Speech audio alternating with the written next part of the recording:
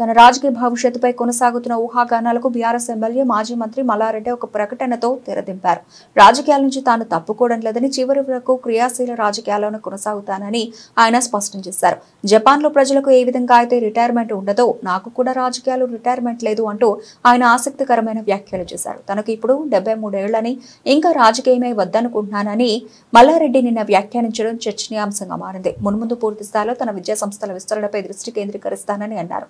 అయితే ఇవాళ ఆయన తన వ్యాఖ్యలపై క్లారిటీ ఇచ్చారు. తాజాగా ఓ జర్నలిస్ట్ అడిగిన ప్రశ్నకు సమాధానమిస్తూ తాను రాజకీయాల నుంచి తప్పుకుంటున్నట్లు ఎప్పుడూ చెప్పలేదని ఆయన తెలిపారు. నేను నా విద్యా సంస్థలను దేశవ్యాప్తంగా విస్తరించానని చెప్పాను, అంతేగాని రాజకీయాలను వదిలేస్తానని అనలేదు.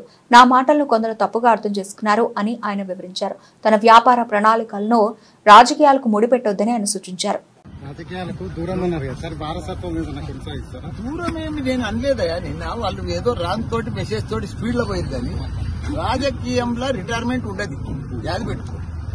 రాజకీయంలో రిటైర్మెంట్ ఉండదు. నేను విద్యా సంస్థలు దేశమంతా ఓపెన్ చేస్తా అని చెప్పిన.